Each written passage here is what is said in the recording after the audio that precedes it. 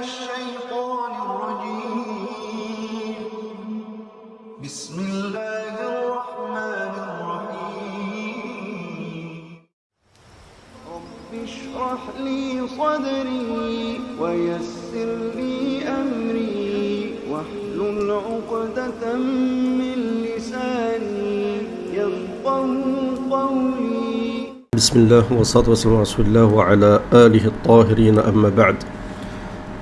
Donc il y a un sujet, avant de commencer ce sujet déjà, j'avais fait un sondage sur ma chaîne pour vous demander quel genre de vidéo vous aimeriez voir sur ma chaîne. Donc personnellement les vidéos sur les djinns à un moment il y en a marre. Et donc vous avez été une majorité à demander des vidéos sur les bienfaits d'une sourate ou d'un dhikr, d'accord, et aussi vous avez demandé des vidéos sur la fin des temps, même si c'est redondant. Donc c'est pour ça que j'ai décidé de faire une vidéo sur un des signes de la fin des temps qui en fait, je pense, correspond à notre époque. Vous allez le voir que vous allez reconnaître pas mal de symptômes liés à ce fléau et ce mal qui corrompt la Oumma de l'intérieur. Et donc je vous invite à mettre un j'aime à la vidéo, à la partager et à vous abonner si vous n'êtes pas encore abonné. Donc ici on va directement regarder les textes en arabe, ce qui est dit, d'accord, et l'avis des savants sur un sujet qui s'appelle la permutation, qui est al-masr. Al-masr, c'est le fait de changer d'un état vers un autre. Donc certains diront que c'est un changement qui est physique, corporel, d'autres diront que c'est un changement qui est comportemental. Et ça c'est mon avis personnel, je dis bien personnel parce que je ne suis pas un savant, mais bien sûr, comme je l'ai dit à plusieurs reprises, je me repose sur l'avis de savants.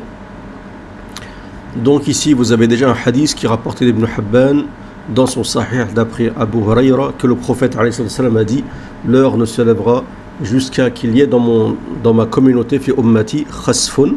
Donc al khasf c'est lorsque c'est un engloutissement, lorsque la terre engloutit quelqu'un comme ça a été fait le cas avec Qarun, wa maskhun, maskhun c'est la permutation, et qadfun, qadfun c'est le fait qu'il y a des comètes qui se jettent sur la terre, d'accord, attaque de comètes. Ça peut être aussi des éclairs. Vous savez aussi que c'est un phénomène qui commence à être très répétitif et qui commence à se propager un peu de partout, des attaques, des personnes qui meurent, subhanallah, suite à une attaque d'un éclair. Donc rapporté aussi par At-Tabarani fait le Mu'jam al-Saghir, et vous avez un autre hadith d'Ibn Mas'ud qu'Allah l'agrée. يكون في أمتي يكون في هذه الأمة, il y aura dans cette communauté خسف ومسخ وقذف في متخذي القيان, dans ceux qui prennent donc des chanteuses comme référence, وشارب الخمر, qui boit aussi de l'alcool, ولابس الحرير, et qui porte de la soie. Je pense que le fait de porter de la soie c'est une indication sur la féminisation des mœurs, et que certaines personnes perdent de leur rujula, de leur bonhomie. Je pense que c'est ça al-illa. Donc il y a plein de hadiths, c'est pas la peine de rentrer dans la science du hadith que c'est da'if ou sahih, sachant qu'en réalité, comme c'est dit ici, wa hunaka ahadith kathira tuqarrir wuqu' al-khasf wal-masr fi hadhihi al-umma, il y a énormément de hadiths qui confirment donc al-khasf wal-masr dans la communauté de Mohammed alayhi salam. Minha ma huwa sahih, il y a donc des hadiths authentiques, wa minha ma huwa da'if, et d'autres qui sont faibles d'authenticité. Vous avez un hadith qui est rapporté par l'imam Ahmed wa Sa'id ibn Mansour an Abi Umamat al-Bahili radiyallahu anhu an Nabi sallallahu alayhi wa sallam qal tabitu at-ta'ifatu min ummati ala aklin wa shurbin wa lahwin wa la'bin. Donc une partie de ma communauté va passer la nuit sur de la nourriture, de la boisson, des amusements, des jeux, divertissements, ainsi de suite, comme ceux par exemple qui vont dans les discothèques, boîtes de nuit parmi les musulmans. Ils se lèveront comme des singes et des cochons. et un vent sera envoyé sur l'un de leurs quartiers, de leur village. Aujourd'hui on parle de quartier, on peut parler aussi de village. فَتَنْسِفَهُمْ كَمَا نُسِفَتْ مَنْ كَانَ قَبْلَهُمْ كَمَا نُسِفَتْ مَنْ كَانَ قَبْلَهُمْ. Donc ils seront tous détruits comme ont été détruits ceux qui les ont précédés, ou les villages qui les ont précédés ont été détruits. بِاسْتِحْلَالِهِمْ الْخُمُورِ. Pourquoi? Parce qu'ils vont rendre licite, et là c'est important, écoutez bien, al-khumur, l'alcool, وَضَرْبُهُمْ بِالدُّفُوفِ وَضَرْبِهِمْ بِالدُّفُوفِ, et le fait aussi de rendre légal le fait de taper sur ad-duf,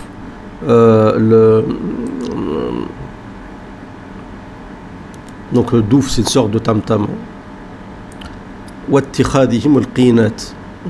Donc le fait de prendre des chanteuses, des danseuses comme référence. D'accord, ça peut être aussi des influenceuses. Il faut contextualiser les hadiths du prophète alayhi salatu wassalam.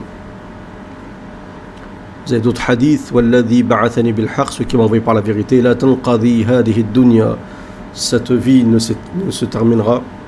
حَتَّى يَقَعْ بِهُمُ الْخَسْفُ وَالْمَسْخُ وَالْقَذْفُ, jusqu'à ce qu'il y a donc al-khasf, l'engloutissement, et on sait qu'il y aura un grand engloutissement en Arabie Saoudite, comme on l'a dit plusieurs reprises, qui est l'annonce de l'apparition du Mahdi. Ou al-masr, d'accord, al-masr, et parmi aussi les grands signes majeurs de la fin des temps, vous avez des grands khas, des grands engloutissements, un à l'est et un à l'ouest. Là on parle vraiment de choses énormes, on ne parle pas de petit engloutissement, quelqu'un qui marche, la terre elle s'ouvre, elle l'engloutit. Mais il y en aura de plus en plus dans le futur, peut-être aussi, je vous dirai pourquoi, je pense dû à l'extraction des minerais, peut-être des problèmes du changement climatique. Je pense que ça aura des conséquences, parmi ces conséquences-là, des engloutissements.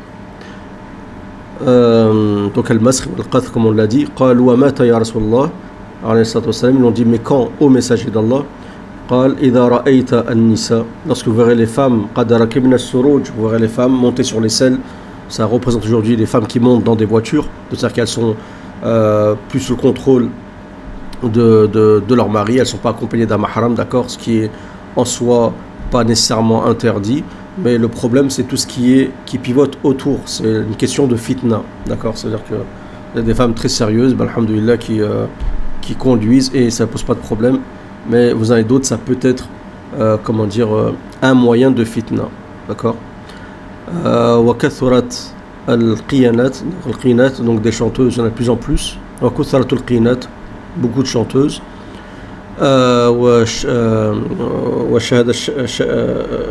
وشهادة الزور, donc une erreur. Donc ceux qui témoignent aussi font des faux témoignages, c'est-à-dire le mensonge. Le faux témoignage, c'est de mentir sur les gens, dire quelqu'un il est comme ça et c'est faux. Ceux qui veulent salir la réputation de quelqu'un. وشرب المسلمون في آنية أهل الشرك الذهب والفضة واستغنى الرجال بالرجال والنساء بالنساء.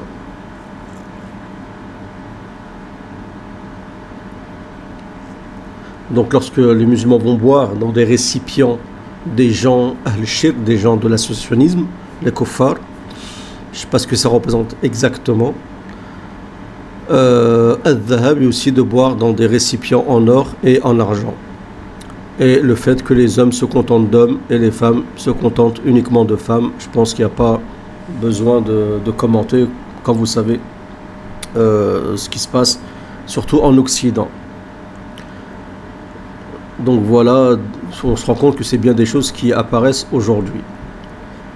Et vous avez donc Ibn al-Qayyim rahimahullah, donc un grand savant, qui explique ces hadiths du prophète sallam sur le fait qu'il y aura al-masr, la permutation, dans la communauté de Mohammed alayhi sallam. Et il est dit que al-masr, c'est à la sourate al-qirati wal-khanazir waqi'un fi hadhihi al-umma wa la bud. Donc il y aura une permutation, des gens qui vont être changés, permutés en singes et en cochons. D'accord, donc la majorité des savants, l'avis majoritaire considère que c'est réel. Et il y a un avis, on va dire, qui est minoritaire, considère que c'est pas réel, mais c'est métaphorique, et c'est mon avis. Donc, parmi ceux-là, Ibn Qayyim explique qui vont être changés. Déjà, c'est ulama as-su al-kadhibin ala Allah azza wa jal. Donc les savants qui mentent sur la religion. Donc ça veut dire que si on se base sur l'avis d'Ibn al-Qayyim, sur l'avis de la majorité, c'est-à-dire que vous avez des savants, des mauvais savants, un jour, on verra un shir, soit il aura disparu, ou soit les gens vont dire il était chez lui, et quand on allait le voir, on a vu un cochon ou un singe. Voilà, ça c'est l'avis majoritaire, c'est pas mon avis. Moi je pense que c'est, et on le voit aujourd'hui, c'est un masr dans le sens où les gens vont permuter, ils vont perdre de leur éthique, de leur bon comportement, de leur bonhomie, au point à se comporter comme les singes et les cochons. Le fait que Dieu a choisi le terme de singe et cochon, c'est pas pour rien. Ils ont des caractéristiques particulières. Le singe saute, aime bien s'amuser, ainsi de suite, fait des cris. On voit certains déjà humains qui se comportent ainsi. Et le cochon n'est pas jaloux, il aime bien quand c'est sale, il n'aime pas l'hygiène, ainsi de suite. Aussi, c'est caractéristique de ceux qui se vautrent dans le zina, qui ont sali leur dogme, automatiquement on salit aussi leur environnement. Il y a une corrélation toujours entre le fait de ne pas être propre sur soi et dans son environnement et l'être aussi dans sa tête. Et encore une fois, c'est mon avis. Donc ici, Ibn Qayyim explique que ces savants, ce sont ceux alladhina qallabu din Allah wa shara'a فقلب الله تعالى صورهم كما قلبوا دينه. Donc eux, Allah Azza wa Jal les a changés, et ça je trouve c'est pertinent. Pourquoi? Parce que ils ont changé la religion d'Allah Azza wa Jal et sa sharia, et Allah Azza wa Jal les a aussi changés. D'accord? Donc on se rend compte que la permutation, elle touche, et on le trouve dans les hadiths, quand on dit qu'ils ont dans des hadiths, il est dit qu'ils boiront de l'alcool, mais ils lui donneront un autre nom. Ils donnent des noms aux choses pour pouvoir les rendre licites. Et dans le hadith, il est bien dit yastahilloun, ils rendent licites. Donc dès le moment où vous voulez altérer la religion, vous voulez rendre les choses licites, en disant là la musique c'est pas haram, ça c'est pas haram, trouver des faits à droite et à gauche pour légitimer vos actes le haram que vous faites. Et ça c'est particulier beaucoup dans la communauté musulmane, chez les gens pratiquants, parce qu'il y a d'autres personnes qui sont à côté de la plaque, mais ils te disent moi je bois de l'alcool, je sais que c'est haram, je reconnais que c'est haram, j'écoute de la musique, je sais que c'est haram. Et il est dit que c'est fort possible, comme il dit Ibn Taymiyyah, on va le voir par la suite, que ces gens-là ne soient pas touchés par la permutation, mais que ceux qui soient touchés par la permutation sont ceux qui altèrent la religion, ils veulent altérer la religion, veulent rendre les choses licites pour aller dans le sens de leur shahwat, de leur passion. C'est très important de comprendre ça. Ensuite, Ibn Qayyim en deuxième dit Al-Mujahirin al-Mutahattikin bil-Fisq wal-Maharim min al-Mughanniyin wal-Maftunin bihim wa shurbat al-Khamri waz-Zunat. Donc ici, le premier, c'est ceux qui extériorisent, d'accord, la turpitude, les interdits, et qu'ils s'attaquent donc aux limites de la charia, parmi ceux qui chantent, et ceux qui tombent sous la subversion de ces gens-là, de ces chanteurs, de ceux qui boivent d'alcool, qui sont dans le zina, ainsi de suite. Et malheureusement, il suffit de faire une petite visite panoramique dans les pays arabes, d'accord, pour se rendre compte. Alors dans la communauté musulmane en France, c'est pareil avec le rap, avec tout ça, et pour se rendre compte que les gens sont attirés par toutes les chanteuses qui souvent chantent des chansons en gloire à Satan dans des messages codés, et les gens sont subjugués par ceci. Souvent ça s'accompagne de substances illicites, d'alcool, de drogue, et ainsi de suite. Mais là, peut-être que c'est le début, peut-être que dans le futur, vous allez entendre des gens qui vont dire, ils vont peut-être inventer des sortes de substances interdites qui deviendront halal. Je ne sais pas par quel biais, mais ce n'est pas impossible. ثم قال عليه رحمة الله وبكل حال فالمسخ لأجل الاستحلال بالاحتيال قد جاء في أحاديث كثيرة. Donc comme il dit كما قال شيخنا يعني ابن تيمية, comme il dit Ibn Qayyim et son cheikh Ibn Taymiyyah, qu'en fait le masr, la illa de ce masr, de cette permutation, est en fait qu'ils ont voulu rendre licite le haram par la ruse, bil ihtiyal.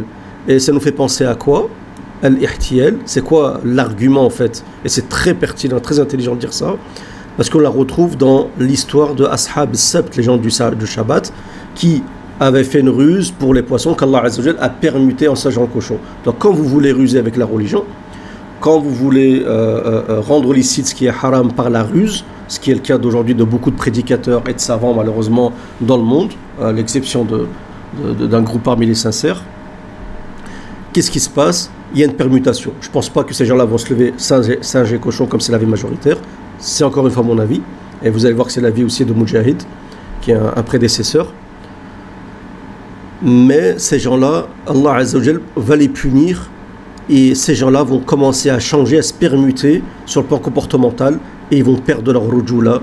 Ils vont devenir des gens vils. Vous allez les voir traîner dans des cafés, dans des chichas, fréquenter des chanteuses. Et ça se passe, ça existe déjà. Aujourd'hui, il y a plein d'exemples sur Internet où vous avez, sans donner des noms, mais des gens, soi-disant, sur la prédication ou autre, qui fréquentent des chanteuses, qui font l'apologie d'influenceuses, et j'en passe. D'accord?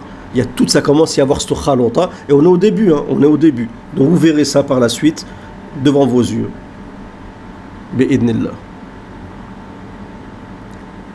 وإنما ذلك إذا استحلوا هذه المحرمات بتأويلات الفاسدة. Pourquoi? Parce qu'ils ont rendu donc licite ces interdits par le biais d'interprétations en fait qui sont caduques, en voulant dire soi-disant on a des arguments, mais on sait très bien que c'est des argumentations, c'est une argumentation satanique, c'est uniquement basé sur le hawa.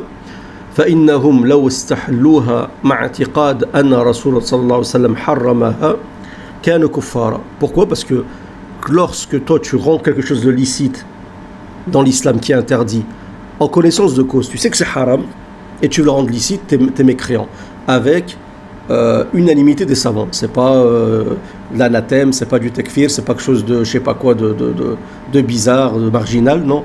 C'est il y a unanimité des savants de tous les groupes que lorsque tu rends quelque chose qui est haram halal, c'est de la mécréance. Tous sans exception.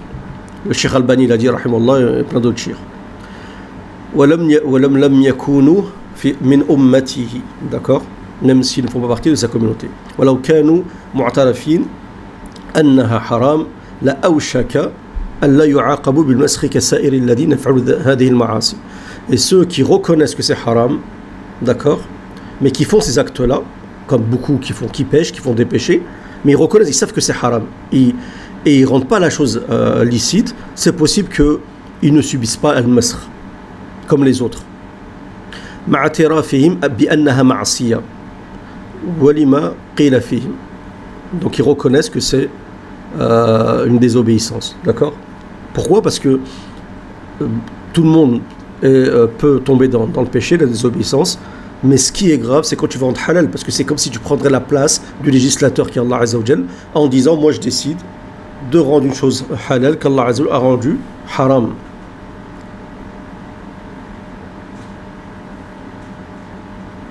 Voilà, par exemple, ici, il explique que le fait de rendre la chose halal, par exemple, le fait de donner un nom, un autre nom, de changer juste le contenant, et en disant voilà, mais non, c'est pas ça, et tu lui donnes un autre nom, d'accord? كما جاء في الحديث فيشربون الأنبذة المحرمة ولا يسمونها خمرا. Donc ils vont boire des sortes de liquide enivrant, d'accord, comme un jus de date par exemple qui aurait fermenté, et en disant non, c'est pas du khamr. Le fait aussi de rendre واستحلالهم المعازف, de rendre halal les instruments de musique, باعتقادهم أن الآلات اللهو مجرد سماع صوت. Donc le fait d'utiliser des instruments de musique, c'est juste le fait d'écouter un son, comme certains ils disent, ils comparent à des sons d'oiseaux ou autres. Bon, ça c'est une argumentation qui ne tient pas la route. Voilà, exactement. عندهم تأولا كأصوات الطيور. Voilà. Ouais, subhanallah.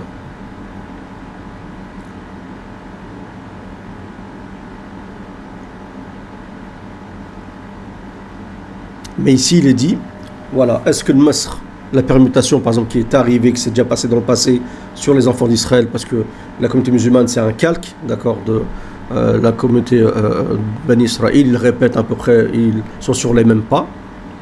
Donc c'est pour ça que Allah, le Coran parle beaucoup de Bani Israël, pour que ça serve de leçon. Faites attention, ne faites pas les mêmes choses. donc ala Bani Israël, masr al haqiqa, donc permutation qui est réelle, ou est-ce que c'est métaphorique, ce qu'on appelle al-majaz. Idda'a Mujahid ibn Jabr, donc alayhi rahmatullah, أن المسخ وقع على قلوبهم ولم تمسخ أبدانهم كما في تفسيره. Donc il explique que le masr, la permutation, elle s'est faite sur leur cœur et non pas sur leur corps. Moi je trouve ça pertinent. Ça veut dire que sur leur cœur, c'est sur le plan comportemental. D'accord? Et c'est quoi son argument? C'est que dans le Coran, Allah Azza wa Jal, par exemple, nous parle du chien, kamathalil kalb, comme le chien, en comparant certaines personnes qui se comportent comme des chiens, certains qui se comportent comme kamathalil himar, comme le himar, l'âne. Vous vous rendez pas compte que c'est réel, vous savez très bien que c'est métaphorique, c'est comportemental. Donc pourquoi ce ne serait pas la même chose pour al-qirada ou al-khanazir? Donc moi je suis convaincu de cet avis-là. Après, c'est pas de l'absolu. Je nie pas dans l'absolu que c'est possible qu'il y a un masr haqiqi, une permutation réelle, mais franchement mon cœur il n'est pas apaisé vis-à-vis de cet avis-là. Mais c'est Allah qui sait, Allah alam bien sûr. وحاصل قوله أن المسخ معنوي, donc il dit que c'est métaphorique, وليس حقيقي, c'est pas réel, وأنه من ضرب الأمثال, c'est le fait de donner des exemples. D'accord, Dieu aime bien donner des exemples dans le Coran, parce que l'homme comprend mieux les choses quand tu donnes des exemples. Comme le himar, yahmilu asfara, comme l'âne qui porte des feuillets, ainsi de suite, comparé à ces savants qui sont des montagnes de science, mais en fin de compte, c'est comme des ânes qui ne comprennent rien. On leur met des œillets, on dit avance, et il avance.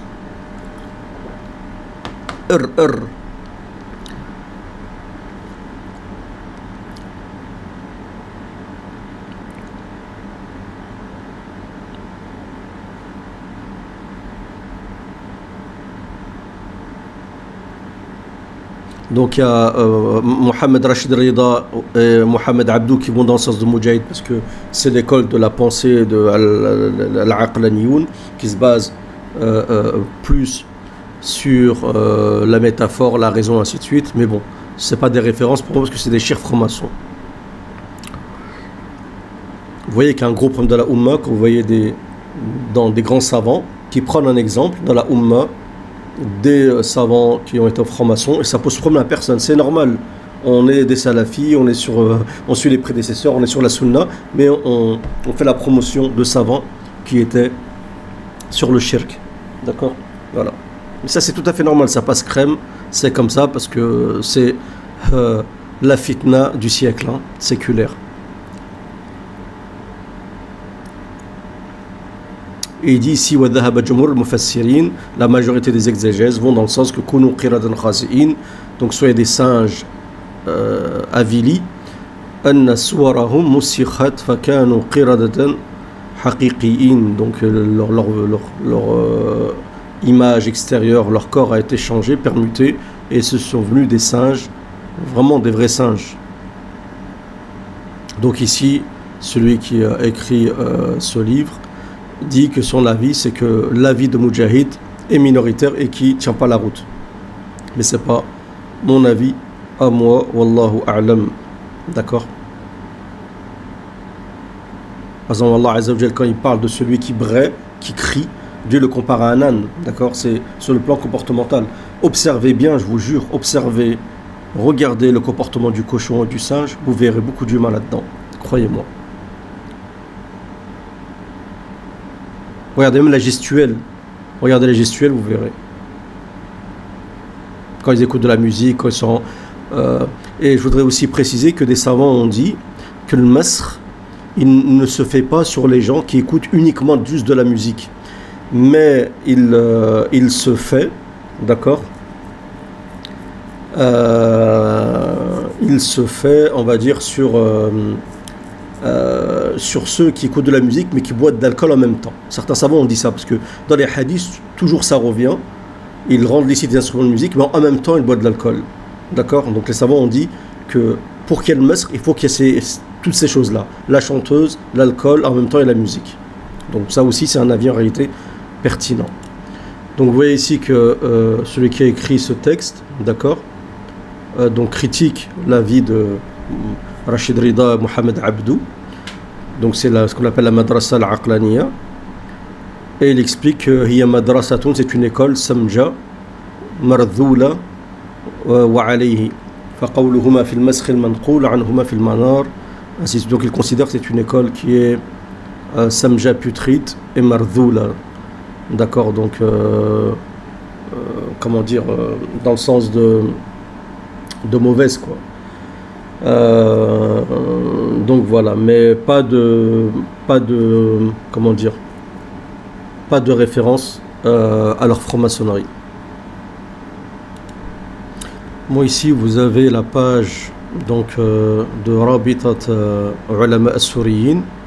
La question c'est est-ce que Al-Afghani ou Mohamed Abdou était sur le dogme de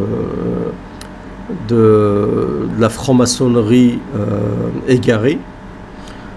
Donc ici il est dit que quelqu'un n'accepte pas l'excuse du fait de dire qu'en fait il ne savait pas exactement les vrais objectifs, ainsi de suite, parce qu'en fait ça ne tient pas la route, tout simplement parce que on s'en fout qu'il y ait des objectifs ou pas. Al-Maçonniya c'est un dogme païen, c'est pas un dogme monothéiste, même si ça aurait été, on va dire, un dogme du judaïsme. Qu'est-ce qui te permet dans l'islam de rentrer dans le judaïsme? T'es musulman, non? Donc ça tient vraiment pas la route. Des fois on se demande dans quel monde on vit, mais je pense que tout s'explique en fait par l'empreinte du Dajjal, parce que c'est tout simplement le groupe qui est derrière lui. Et en plus ici il est dit que les excuses qui est données sur le fait que Mohamed Abdou et Rachid Rida soient des francs-maçons, c'est le fait que ça existait durant les Ottomans, que même Sultan Abdelhamid II avait permis la création de loges franc-maçonniques à Istanbul, ainsi de suite, que durant les Ottomans c'était normal, ainsi de suite, comme si c'était Sultan Abdelhamid II, c'était la religion, d'accord? Donc j'espère ne pas le lire un jour, en tout cas que Mohamed al-Fatih était lié à ça j'en doute. On sait qu'il y a un lien entre, il y a une ligne qui est vraiment frêle entre la franc-maçonnerie et le soufisme, d'accord, ça c'est vrai. Mais tant qu'il n'y a pas une légitimité de la chose, une licité de la chose, on ne peut pas porter des accusations. Donc on essaie d'être juste. Mais dès le moment que, en tout cas, c'est pas excusable dans un état musulman de dire mais non, mais Mohamed Abdou rentrait à l'intérieur pour essayer de réformer, ainsi de suite. C'est comme quelqu'un qui dit que je rentre dans un bar, mais ça n'a rien à voir, en essayant peut-être de réformer, ou je vais aller fréquenter une prostituée pour essayer de faire da'wa.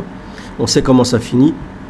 Et ici, Al-Afghani dit, d'accord, parce que vous avez Mohamed Abdou, vous avez aussi Al-Ajamad Al-Afghani, ainsi de suite. Tout cela, ce sont des cheikhs et élèves, qui dit lorsqu'il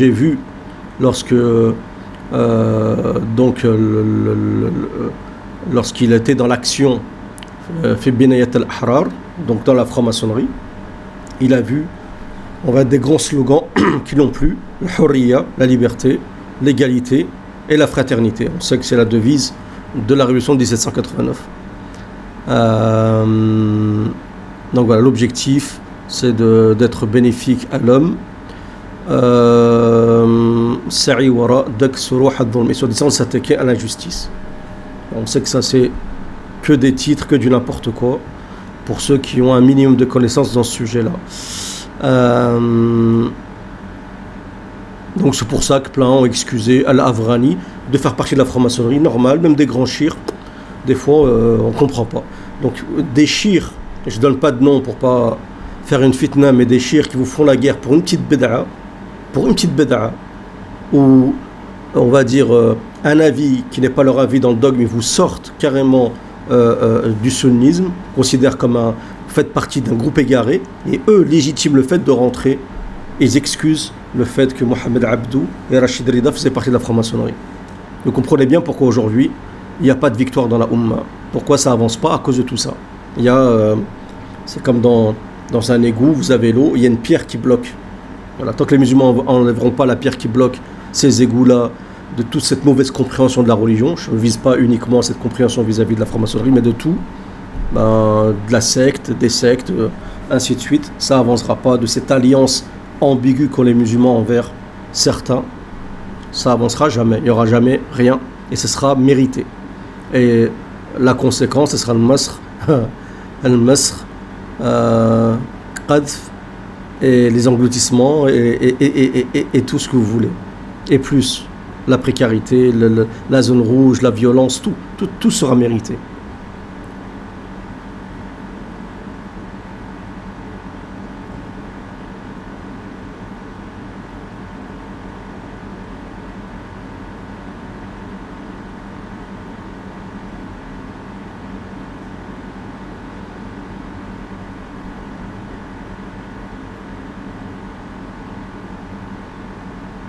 Bon, après, ils se cherchent des excuses en disant ils ont quitté la franc-maçonnerie, ainsi de suite. Ils se sont rendus compte, c'est n'importe quoi tout ça, ça tient pas la route. Parce que pourquoi? Parce que en fait, la franc-maçonnerie, elle ressort dans leurs idées, d'accord? En fait, toutes leurs idées, tout ce qu'ils ont créé, et on le voit aujourd'hui, parce que la secte des frères musulmans s'inspire de ces gens-là. Donc on voit que tout ce qui a été fait en amont, ressort aujourd'hui. On change le contenant, comme le prophète a dit, le samoun al-ashia bi-ghayri ismiha. On n'appelle pas ça franc-maçonnerie, on appelle ça un autre mot. Frères musulmans, c'est les mêmes initiales que franc-maçon. FM. Bon. FM, c'est aussi un peu la radio pour chanter, danser, ainsi de suite. Hein. Je sais pas si, voilà. Bon, en espérant que cette vidéo vous aura plu. Réagissez dans les commentaires avec respect, bien sûr. Vous êtes d'accord, pas d'accord, ce que vous en pensez. Mais voilà, je sais que ce que je dis, ça vous entendrez peut-être pas, peut-être même jamais. Mais voilà, al-haq c'est al-haq, d'accord. Et Allah Azza wa Jal, parmi ses noms, c'est al-haq. Donc voilà, en espérant que ça vous a plu. Salam à tous, je vous remercie d'avoir répondu au sondage.